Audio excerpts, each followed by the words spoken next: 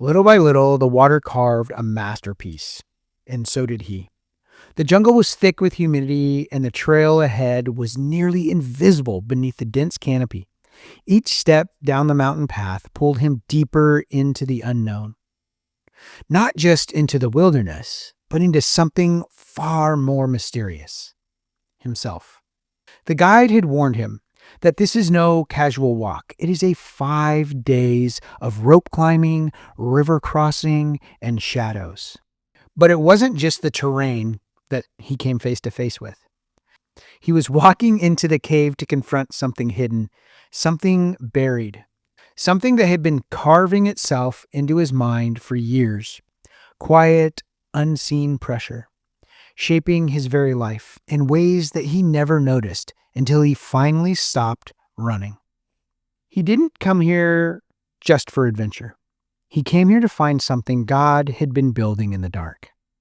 The first steps into the cave were like stepping into a forgotten cathedral, towering ceilings swallowed by the beam of his headlamp. A human breath of air rose up from the earth like a sigh that had waited for thousands of years to be exhaled. This place had its own weather, its own jungle, and even its own river flowing unseen through the stone. But here is what stunned him most. It was that this had always been there. This masterpiece has existed for centuries, untouched and unknown, and still forming. And suddenly, he saw the reflection. He too had been carved by pressure. He too had lived through years of darkness. He too had been hidden from the world until now. Day after day, the journey through the cave mirrored his own journey through life.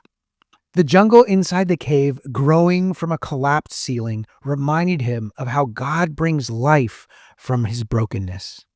The underground river, unseen yet always shaping, was just like the Spirit flowing through his most difficult seasons. The light piercing the cavern shadows became a symbol of hope, cutting through the depression, fear, and trauma. And the journey itself, full of fear, courage, slips, and scrambles, was just like the process of building mental resilience. There were no instant transformations here, just faithful steps, little by little, poco un poco. God had been working. His mental health wasn't healed overnight. It was carved just like the cave, one faithful drop at a time. At night, surrounded by stalagmites and dripping stones, he realized something stunning. The cave wasn't just a place. It was a witness, a monument to what happens when you let God shape you in silence. It wasn't loud, it wasn't rushed, but it was miraculous. And so was his own transformation. As he walked into the Son Doong Cave, carrying the weight of his past, he was one who had wrestled with his mind, his mission, and his maker. The man who learned that healing isn't loud or fast, but slow, sacred, and carved by grace. A warrior who fought silently for mental strength. A leader being formed, not in the spotlights, but in the shadows. A believer who realized that if God could shape this cave with nothing but water and time, that he could shape me too. You don't need to have it all figured out. You don't need to have the spotlight or mountaintop moments. You just need to keep walking. One step, one prayer, one disciplined choice at a time. Because God isn't rushed. He's sculpting something holy inside of you. In the silence, in the pressure, in the shadows. And when the light finally breaks through, what you become will take your breath away. So ask yourself, what is God quietly carving in you right now? And will you keep walking, even if it seems like you don't see the masterpiece yet? Welcome to the Mental Health Janitors, where we help you clean up the mess in your head.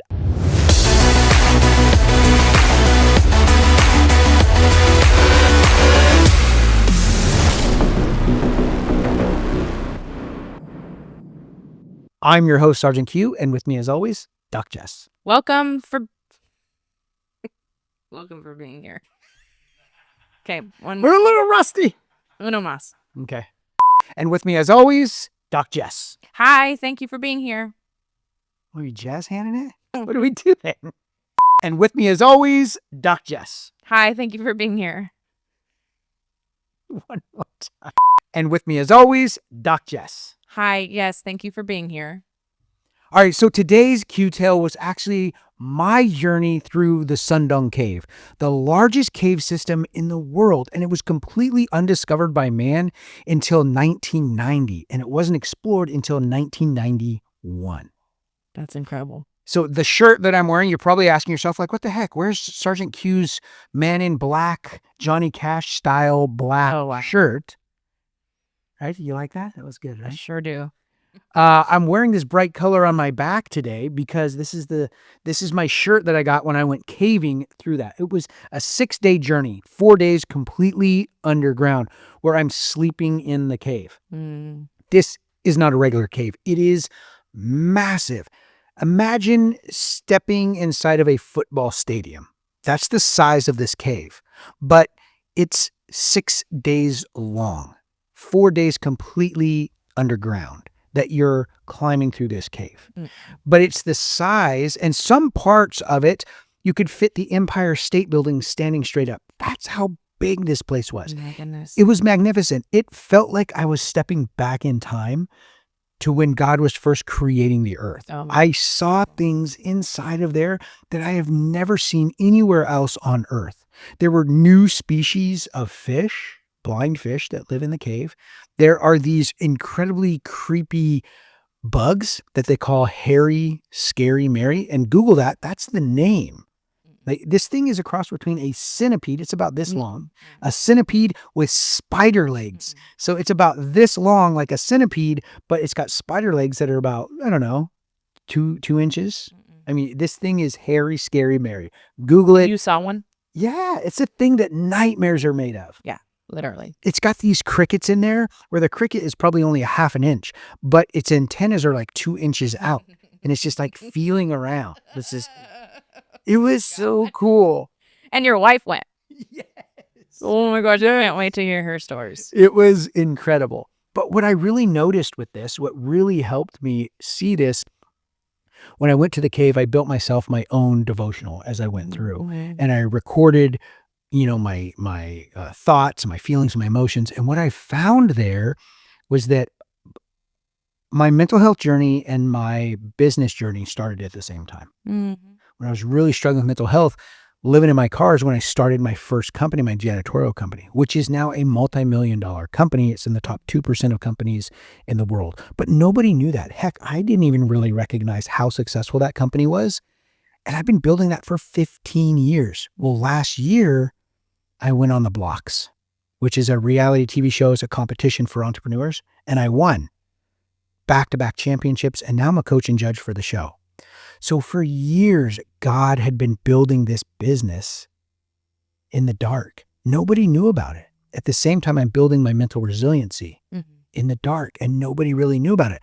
A few veterans that would go through my program every year, and I'd won some awards, but nothing like the spotlight that it is now, where it's been brought to the forefront on national TV, on Amazon Prime, where everybody sees it and wants to know, how did I do it?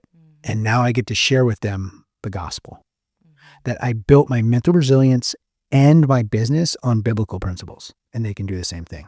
Amen. It was an incredible journey through that cave, and just seeing how my business was built in the dark the same way that cave had been built in the dark, just little by little, small little disciplined actions every day. Which was a perfect story for the new series we're getting into. Is it going to be a five-part series, building mental capacity for hard things in life? And this series, we're going to talk about building mental capacity, not just learning more coping tools. Coping tools are great, but that's just to get you through the moment. You have to learn how to build resilience, which can prepare you for the next hard thing and the next hard thing. You're taking all my notes. Oh, well, I'm taking all the notes. All right. right? So not just more coping skills, but actually growing stronger so that we can take hard things with confidence, grit, and peace. Pretty much what he said. So what you can expect over the next couple of weeks is how to build mental capacity versus just learning how to cope through hard things, right? And resilience isn't about bouncing back, it's about bouncing forward. And it's not about surviving one hard thing, it's about being able to keep showing up even when life keeps swinging, because it's going to. And as a mental health counselor, 3 years into my career in this, I just see such a lack of mental resilience in the generations coming up behind us. And if we don't get this message across and people don't start learning how to build that mental resilience, we're in for a sad and weak society. One of the best quotes that it really encapsulates everything we're talking about right here is from Sly Stallone. And he said, "It's not about how hard you can hit. It's about how hard you can get hit and keep moving forward." Tag that moan. Use that, Casey. Right? And so we've talked a little bit about the difference between coping and capacity. Coping tools are helpful, like you said, but they're not meant to be your foundation. You need capacity, a solid base built over time that helps you withstand these hits that we get in life. Sorry. So, like one of these very famous military quotes that we live by in life is, you don't rise to the occasion, you fall to the level of your preparation. And that's where we're going to learn to build here. Yeah, we also say the more you sweat in training, the less you're going to bleed in battle. And it's the same thing here. The more work you put in on building mental resilience and overcoming a trauma experience, the better prepared you're going to be when the next one comes. And the next one will come. It always comes. Yeah. And that's why statistics are showing that childhood trauma or trauma in your past, right, like produces these kinds of people who excel in careers like first responders and high stress situation careers, because they didn't realize they were building mental resilience as they were walking through trials in life. And so regardless of what the trial is, and it doesn't mean you can't be successful in those kinds of positions if you didn't experience trauma. It's just research is showing that people with childhood trauma are drawn to those kinds of careers because they have that mental resilience to be able to handle those kinds of high stress situations. Yeah, I think it's Jocko Willink. He says, when something bad happens, oh, you didn't get that job? Good. More time to prepare for the next one. You didn't get that promotion? Good. Time to work harder in your craft. You weren't able to accomplish that goal? Good. More wrench time in your craft, right? So he takes everything that is a negative and turns it into a positive to build that mental capacity. It's exactly what he's doing. And that reminds me actually of it was a comic strip. And I know you young kids don't know what a comic strip is. Okay, It's fine. But you would call them a meme or a series of memes is basically what a comic strip was. Yeah. And it showed the Navy, and it's raining, right? In each one of these. And the Navy photo, it's raining. He's like, this sucks. And he's just standing in the rain. The next guy is in the Army, and he's up to his waist in rain and like in a river. Is this going to end in me punching you? And he goes, this really sucks. And then the next one is a Marine, and he's up to his neck in water and just pouring down rain. And he's got a bayonet between his teeth. He says, I love the way this sucks. And then the last one, of course, so that right there is exactly what we're talking about. I love the way this sucks, that mental attitude. But then the next one is the Air Force. And he's sitting in a recliner. He's like, and it's raining outside of his hotel room. And he's sitting in a recliner. He's like, the internet's out. This sucks. That was the comic strip. But yes, so funny. I'm so I don't sorry. think you Air said, Force, we love you. I don't think you said internet. I think you said cable, because I don't think internet was back right back then. Right. So yeah. Air Force, we love you. You've done a lot for us. Sure. No. No, we love you, Air Force. So mental resilience is the ability to adapt, recover, and grow through adversity. And that resilience isn't born, it's built. Okay. Every struggle is an opportunity to grow your resilience. So let's discuss a little bit the shift from short-term relief to long-term strength. Right, because we've given you a lot over the last couple years on that short-term relief. And now we want to change focus to helping you move beyond those coping mechanisms into real growth. Yeah. Growth isn't found in ease, it's found in pressure, but only when we decide to lean in and grow, right? It's an intentionality. And so, for a biblical perspective, of course, I chose your favorite scripture, James, James right? 1, faith and endurance. James 1, 2, dear brothers and sisters, when troubles come your way, consider it an opportunity for great joy. For you know that when your faith is tested, your endurance has a chance to grow. So let it grow. For when your endurance is fully developed, you will be perfect and complete, needing nothing. What version are you reading from? New Living? Oh, there we go. There's a lot of extra words in there. Yeah. I'm used to the King James version. It's very contrite. Yes. Yeah. So I think our listeners will appreciate The NLT? scratch that. Yeah. Of course they will. Yeah. Wait, I know it's one of Pastor Jay's favorites. It's one of my favorites just to read, not to study, right? It's not the greatest for study because it's not quite paraphrased, but it's leaning more towards, it's much easier to read. it is a little easier to read. Yeah. So, and also just a little dab into the neuroplasticity, right? Is that how repeated exposure to difficulty builds new neural pathways in our brains and literally, not just figuratively builds resilience. It literally is building resilience in your brain tangibly, right? Yeah, because the neurons that fire together wire together. And so the more time you spend doing this thing, the better you're going to get at it. And that's with anything that you do. Reminds me of Shaquille O'Neal when he wanted to get better at free throws. I think he shot 100 free throws a day for a year, and he got better. He still wasn't great at it, but he got better. He got good enough to where they stopped fouling him because he was starting to make a better percentage of the shots.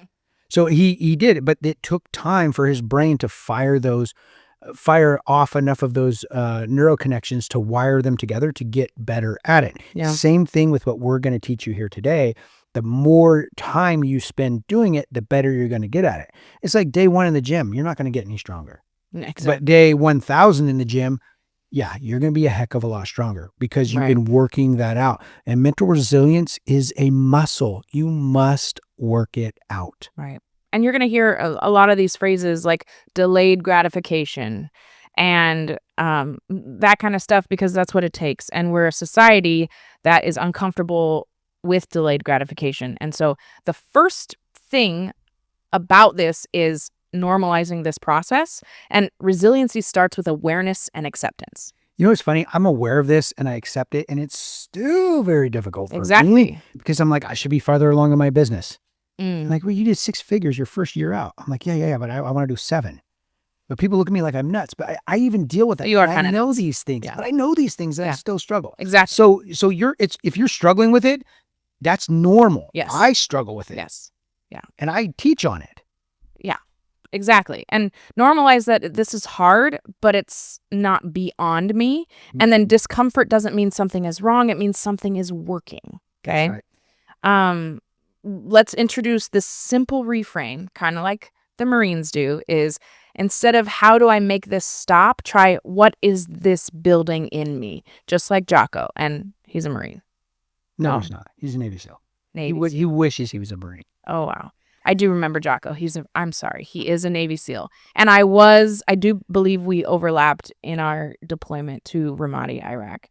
Because I was there 2004, 2005, and I think he got there 2005. And we did, and he was in Ramadi. He did a lot of stuff in Ramadi. And so obviously I don't remember very much from back then, but hey, Jocko.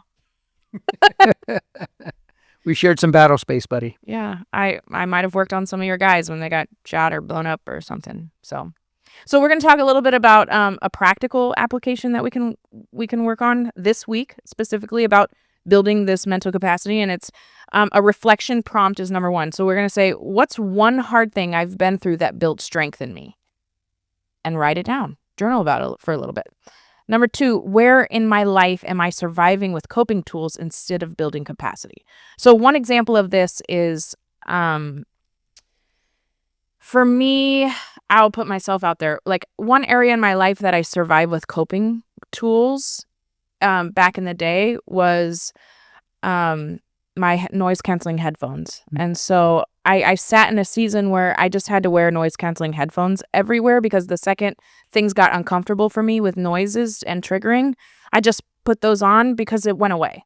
And I didn't realize I was just coping and surviving instead of building some resilience in me, right? And so I started, and I've talked a lot about my RAIN technique, the RAIN, recognize, allow, investigate, and then nurture and not take personal. And so I started applying that tool to being uncomfortable with some of the noises that made me uncomfortable. And now I can stand up front and pray for people at church instead of sit in the foyer in the back with my noise canceling headphones on, right? That's one example of like just learning how to be uncomfortable in the discomfort and building through that instead of just running and coping and being okay with just running and coping. Does that make sense? Yeah, one of the things that I did in this space right now, I'm an entrepreneur, and so building a business is incredibly stressful because you're the tip of the spear. Everything is your responsibility, and it can be very daunting, very overwhelming, and a lot of entrepreneurs quit because of the mental fatigue. They just get burned out of doing everything all the time. And so I was at that point many, many times where I wanted to quit. And I would just buy a plane ticket and I would go disappear in Mexico for 7 to 10 days. And then I'd come back. That was a coping mechanism. I wasn't building resilience to be able to fight through those difficult times. I was just bailing and then I would come back. And I thought, oh, I could just continue to do this forever. And I could, but it really stunted my progress. And so in business, if I stuck around and I kept pushing through those hard things, I found other coping mechanisms. My daily routine, doing my breathing techniques at night before I go to bed, and doing cold plunges. Those are 3 things that I did that we talk about all the time that really helped me to build capacity and build resilience, so I didn't have to escape and bail from the situation. I could push through. And that's just what I teach other entrepreneurs right now, is how to do that. And I always start them with those 3 basic things. They want to build their business. I said, you got to work on yourself first, because you cannot pour from an empty cup. You have to know these things and then transfer this knowledge to your people. Yeah, that's great. Another thing that I want you guys to apply and practice this week is mental reframing practice. And that's when you catch yourself in a hard moment this week, say, this is training, I'm not breaking, I'm building. This is training, I'm not breaking, I'm building. This is training, put it on a sticky note, put it on your mirror, or get a temporary tattoo made. I don't know. But this is training, I'm not breaking, I'm building, right? And we don't want to build in everything that's hard all at once. Yes. Pick Oh, one, no. right? That would be bad. It's more of taking one thing and challenging yourself and knowing when to step back and be like, okay, I need one of my coping tools, one of my healthy coping tools. That reminder, it can be something very, very simple that you just attach an intention or a phrase to when you're struggling. And so here one of my guys, I have a group of 3 other guys. We're all leaders and we all have a tremendous amount of responsibility and we all struggle with mental health. And it can be very isolating. Leadership is isolating. Struggling with mental health is isolating. When you combine those 2, it's a recipe for disaster. Yeah, it's a double whammy. So what he did is he made these simple little bracelets right here. It's just 550 cord that we tie together. And we each have one of those for those moments when we feel isolated and alone. We can look at that and remember, I'm not alone. I got other guys that are dealing with the same thing. And if I want to, I can reach out. But most of the time, it's just that reminder that I'm not alone. Yeah. Because that isolation piece is something that we all really, really noticed that we struggled with. And so this helps us not feel isolated, because it's a cue to remind ourselves of that phrase right there, that I'm not alone. Yeah, that's really great. I love that. Maybe one day I'll get one. Just kidding. I'm a girl. I'm not in the group. No. Okay, so your weekly challenge this week is I want you to choose one small discomfort or hard task that you normally avoid. So maybe a difficult conversation, a cold shower, getting up early, one small thing, okay? Folding laundry? Yeah, that count? sure. I like sure. folding laundry. Yeah. And then do it with intention of building capacity, not just checking a box. So tell yourself while you're doing it, I am building capacity. I'm growing, I'm building, right? I'm not just folding this laundry. Every second I'm folding in this laundry, I'm building capacity of doing things I don't like to do, and my ACC is growing. That's right. Yeah.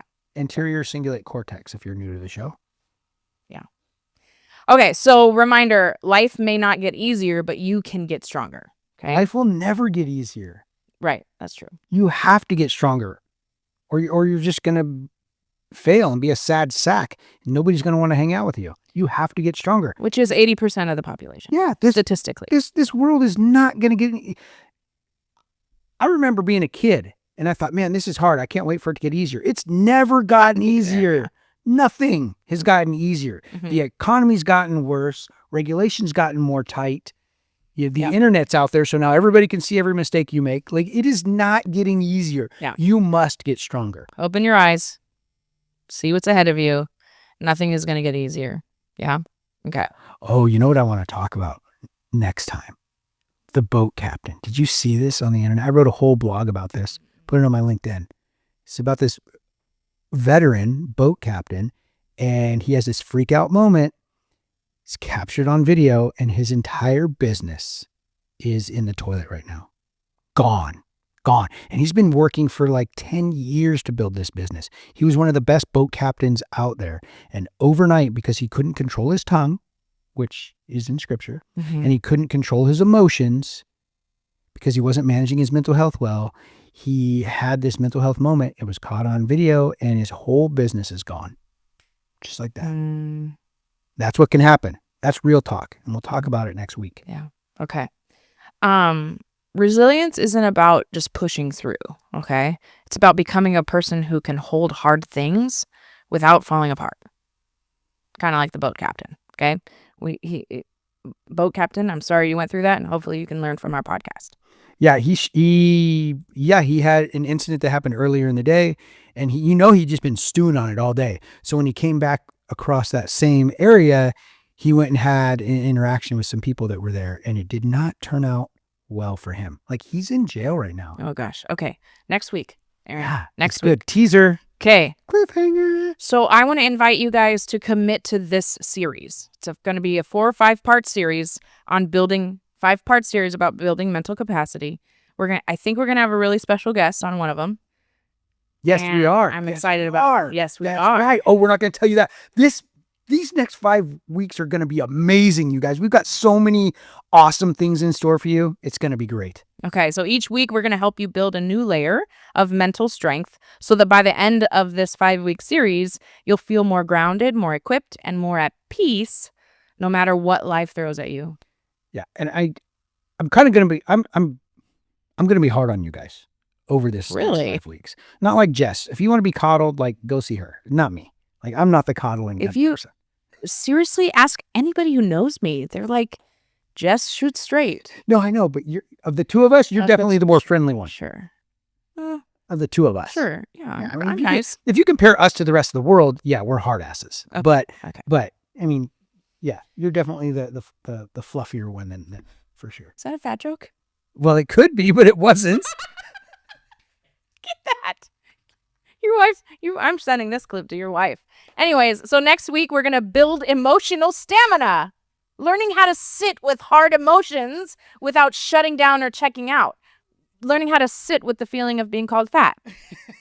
Glad I have good mental resilience. He should be glad I have good mental resilience, so I didn't punch him in the face with that fluffy joke. So remember... That was a joke on yourself, right? Like, you set that joke up for yourself. Knife hand. Remember, you guys, if you like any of this, please actually click the like, subscribe to our channel, and share this with your friends and family because, trust me, everybody could use a little bit of help in learning how to grow their mental resilience. And every week we're here because we want to educate, empower, and encourage you on your mental health journey. For the Mental Health Janitors, I'm Sgt Q. I'm Doc Jess. And we're out.